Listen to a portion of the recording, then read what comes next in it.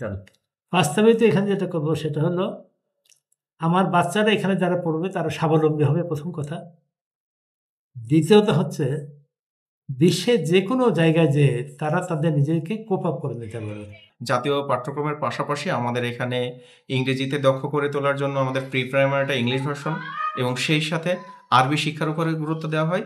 আমি তো আমার সর্বোচ্চটা দিয়ে চেষ্টা করি যেন ওরা ভালো পড়তে পারে। তাছাড়া আমরা এখান থেকেই প্রায় কমপ্লিট করে দিই, বাসায় ওরা নিজের থেকে এখনো হোমওয়ার্ক করে, হোমওয়ার্ক বের করে দেয়। ইংরেজিতে তো ভালোভাবে শেখাই, তার পাশাপাশি আমরা চেষ্টা করি আমাদের প্রতিষ্ঠানে নীতি নৈতিকতা শেখানো। এই যুগে আমাদের সন্তানদেরকে ধর্মীয় শিক্ষাটা দেওয়াই প্রধান ব্যাপার।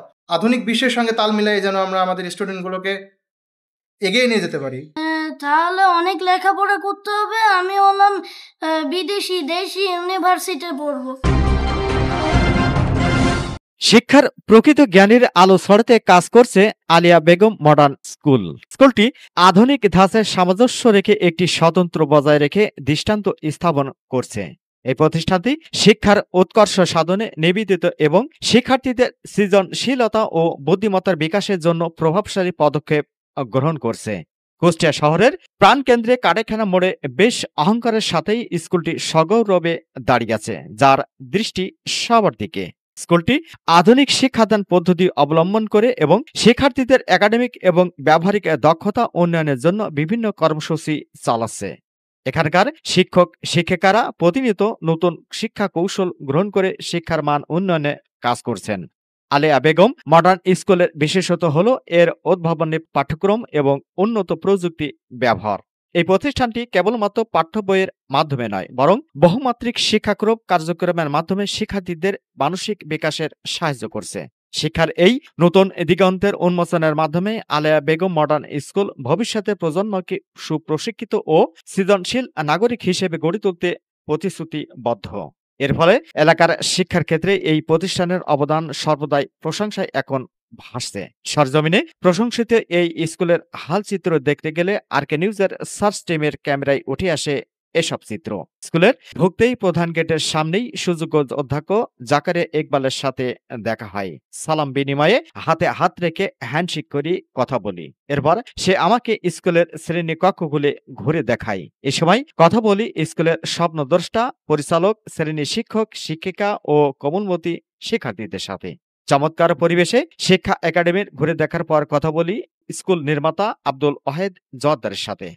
প্রতিষ্ঠানের শুরু, আমি প্রথমেই তো বিভিন্ন দেশে চাকরি করেছি, সরকারি চাকরি নিয়ে বিভিন্ন দেশে ছিলাম। তো বিভিন্ন দেশে বিভিন্ন স্কুলে যখন গেছি আমার বাচ্চাদের ভর্তি করার জন্য, পড়াশোনা করার জন্য, তখন একটা জিনিস আমি দেখতাম, তাদের এডুকেশন সিস্টেম।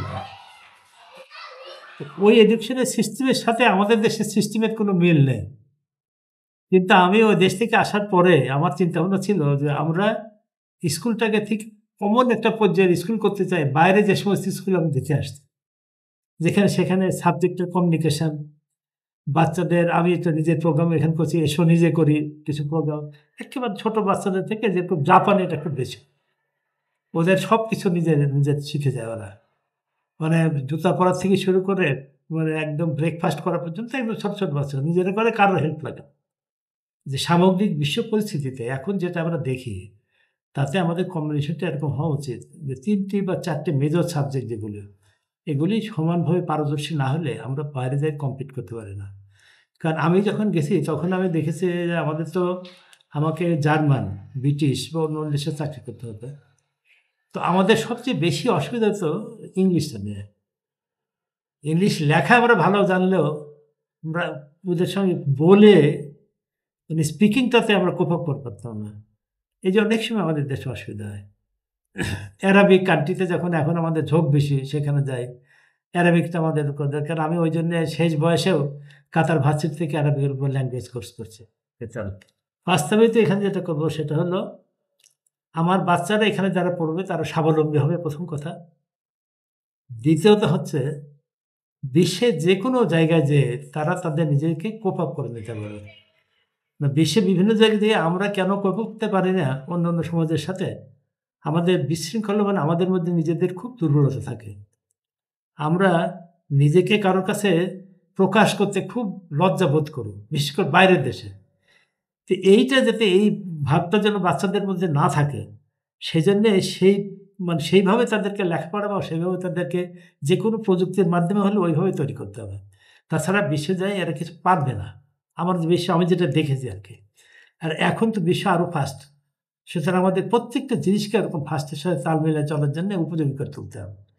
তা আমার স্কুলের আলটিমেট যে উদ্দেশ্য সেটা হচ্ছে এই যে আমার স্কুল থেকে যে সমস্ত বাচ্চারা বেরোবে, আমি এটা আমার লং একটা আছে যে ইন্টারমিডিয়েট ডিগ্রি পর্যন্ত, এই স্কুল থেকে যে সমস্ত ছাত্ররা বেরোবে তাদের পরে আমরা কনফিডেন্ট হব, আমি নিজেও, এবং তারাও তাদের উপরে কনফিডেন্ট থাকবে যে আমরা বিশ্বের যে কোনো যে আমরা যেদিকে তাদের সাথে মিলায় কাজ করতে পারবো।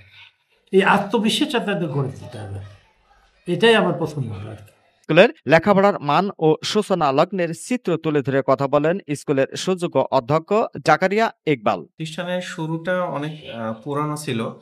একটা সময় উত্থান পতনের মধ্য দিয়ে সর্বশেষ বর্তমান যে অবস্থায় এসছে, এই অবস্থানটা 2021 সালে জনাব আব্দুল ওয়াহিদ জোয়ারদার স্যার আমাদেরকে এই প্রতিষ্ঠানটাকে ওনার একটা স্বপ্ন থেকে শুরু করেন, এবং ওনার যে স্বপ্নটা ছিল যে আমাদের প্রচলিত যে শিক্ষা ব্যবস্থা, এই প্রচলিত শিক্ষা ব্যবস্থাটাকে সময় উপযোগী করে তোলা, যাতে আমরা বহির্বিশ্বের সকল জায়গায় আমাদের এখানকার থেকে যে সকল শিক্ষার্থীরা শিক্ষা গ্রহণ করে বের হবে তারা প্রত্যেকটা জায়গায় প্রতিযোগিতা করতে পারে। এর পাশাপাশি নৈতিকতা এবং ইসলামিক এডুকেশনটা যেন থাকে। আমরা একজন মুসলিম হিসাবে এই চিন্তাধারা থেকেও আমাদের সিলেবাসটাকেও মডিফাই করা হয়।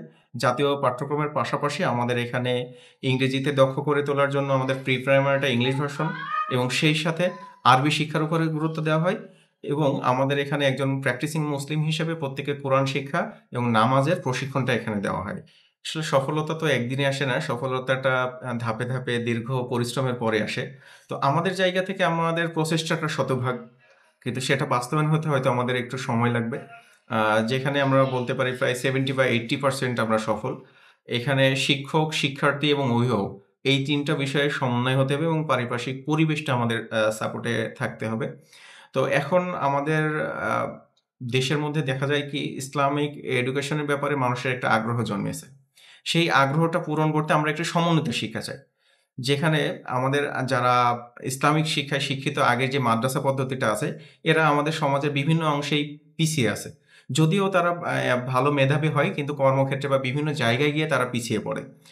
এই চিন্তাধারা থেকেই আমাদের প্রতিষ্ঠানে সমন্বিত শিক্ষা করা, যারা এখানে ধর্মীয় শিক্ষাটাও শিখতে পারবে, পাশাপাশি আধুনিক যে পদ্ধতিটা আছে, এই আধুনিক পদ্ধতিতে আধুনিক শিক্ষা ব্যবস্থায় তারা অবদান রাখতে পারবে। পড়ালেখা ও স্কুলের মান নিয়ে কথা বলেন সুকৌশলী স্কুলের শ্রেণী শিক্ষক, শিক্ষিকা ও স্কুলের প্রাণ মেধাবী শিক্ষার্থীরা।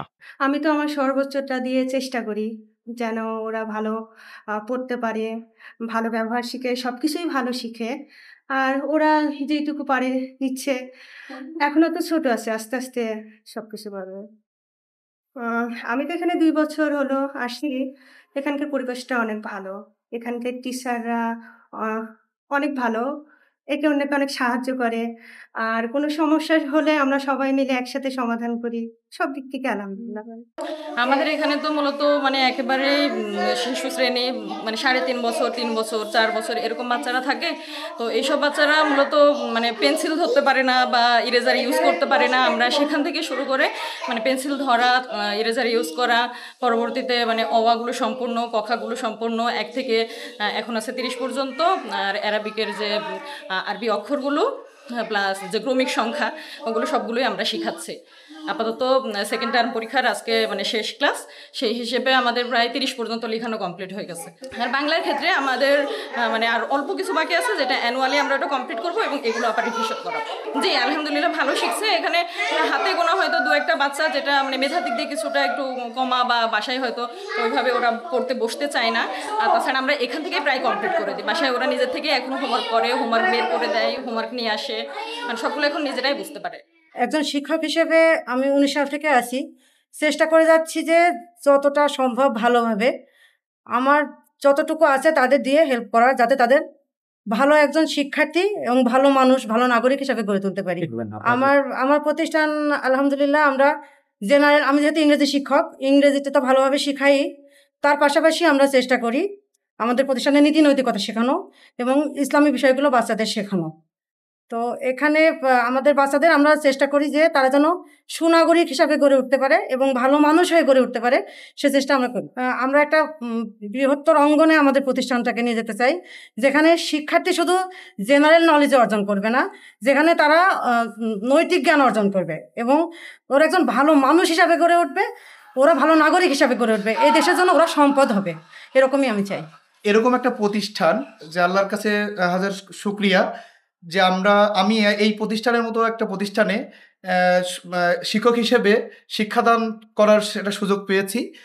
আমি ইতিপূর্বে অনেক একটি প্রতিষ্ঠানে ছিলাম, সেখানে দেখেছিলাম সেখানকার যে শেখান পদ্ধতি বা ধর্মীয় যে ব্যাপারটা, তো সেখানকার থেকে আমাদের এই প্রতিষ্ঠানের ধর্মীয় যে শিক্ষা এটা আমরা নিশ্চিত করি।